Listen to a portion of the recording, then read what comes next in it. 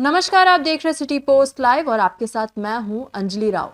आपको बता दें, बिहार की राजनीति में एक और अहम मुद्दा सामने आया है। जब प्रशांत किशोर से हिंदू राष्ट्र के बारे में जब सवाल किया गया तो उसका जवाब उन्होंने क्या दिया, ये हम आपको बताते हैं। पहले, हिंदू राष्ट्र बनाने की बात केवल भारत को विभाजित करने की कोशिश है। ये देश सभी आस्थाओं और संस्कृतियों का सम्मान करता है। इस तरह की बातें सिर्फ समाज में नफरत और विघटन पैदा करने के लिए की जा रही हैं। हम सब मिलकर भारत को एक मजबूत और समृद्ध देश बनाना चाहते हैं, ना कि विभाजन के रास्ते पर ले जाना चाहते हैं। आपको बता दें, प्रशांत किशोर ने ये कहा और इसके साथ साथ उन्होंने ये भी कहा कि हिंदू राष्ट्र का प्रस्ताव केवल राजनीतिक फायदा उठाने के लिए किया जा रहा है और ये समाज में असमंजस और नफरत फैलाने वाला है। ये बयान उनके मजबूत विचार को दर्शाता है, जिसमें उन्होंने किसी भी तरह के धर्म आधारित राजनीति का विरोध किया। इसके बाद जनसुराज के सूत्रधार प्रशांत किशोर गोपालगंज में जनसुराज उद्घोष यात्रा के दौरान एक दिवसीय दौरे पर पहुंचे। इस दौरान उन्होंने पत्रकारों से बातचीत की और कहा कि जनसुराज के प्रयासों की ताकत ही है कि अब दूसरे राजनीतिक दलों के नेता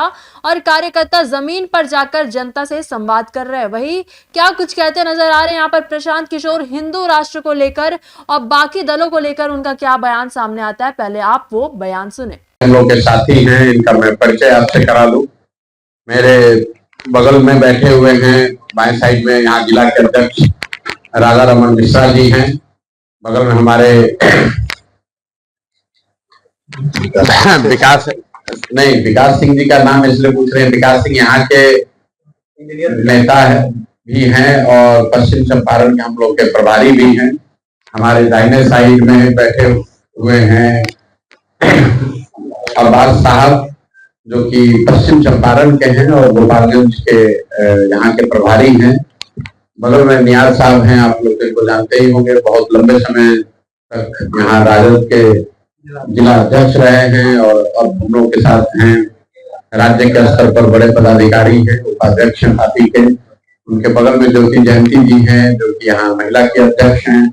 उससे पहले बगल में एलोरा नंदी जी हैं, जो कि यहाँ की एक शिक्षाविद हैं, स्कूल चलाती हैं और बहुत लंबे समय से हम लोग के साथ जुड़ी हुई हैं।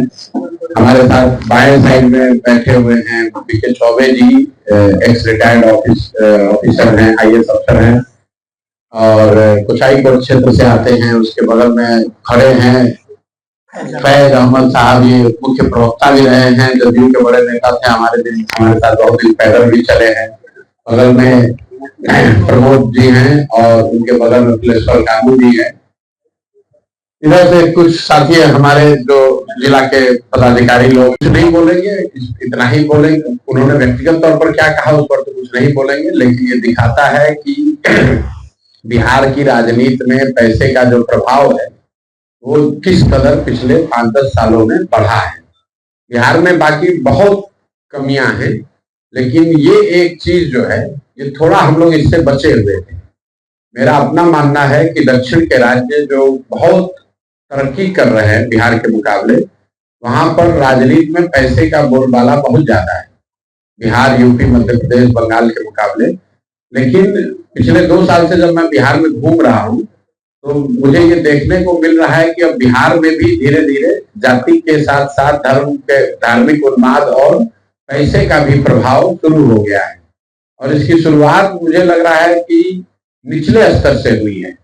विधायक और सांसद के मुकाबले जो मुखिया का चुनाव है, जो नीचे स्तर के प्रमुख के जो चुनाव हो रहे हैं, जो जिला पार्षद के चुनाव हो रहे हैं, उसमें पैसे का प्रभाव बहुत तेजी से बढ़ा है। जो लोग पुराने यहाँ मुखिया हैं, आप लोग भी समाज में रहते हैं, 2001-2006 तक मुखिया के चुनाव में कोई पैसा खर्च नहीं हो रहा था। लेकिन जो 16 में 21 में मुखिया लोग चुनकर आए हैं, और जब मुखिया या उनको चुनने वाले लोग बहुत खर्चा करके आएंगे तो वोट देते समय उसकी कीमत भी लगाएंगे। उसमें भी आप देख रहे हैं कि ये पिछले 10 साल की ये घटना, बस 10 साल पहले यहाँ एमएलसी के चुनाव में करोड़ खर्च करना बहुत बड़ी बात है। और मैं तो 15 में बिहार में मैंने चुनाव कराया है। मुझे लगता है कि मतलब जो आधिकारिक लिमिट है उसमें तो कोई चुनाव नहीं लड़ता है, सच्चाई तो यही है।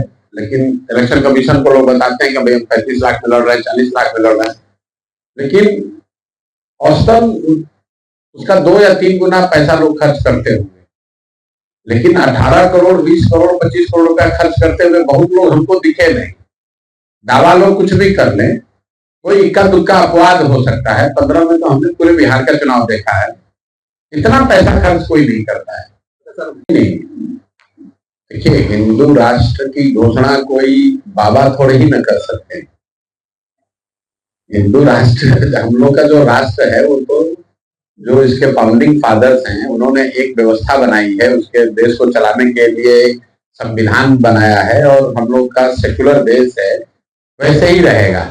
हम यहाँ से खड़े होकर कुछ भी बोल दें, आप कुछ भी बोल दें, हर लोकतंत्र है, सबको अपना बोलने की सबको आजादी है, लेकिन देश को कोई बाबा नहीं चलाते हैं। देश को देश के जनप्रतिनिधि चुने हुए सांसद चलाते हैं, और संसद में तो अभी भी जो हम लोग की जानकारी है, देश सेक्युलर देश है, और उसको चलाने के लिए एक व्यवस्था बनी हुई है, जो इसके लिए जिसको हम लोग संविधान कहते हैं, और संविधान की प्रस्तावना में और संविधान की भावना में देश को सेक्युलर देश ही, सर्वधर्म सम्मान वाली बात ही है।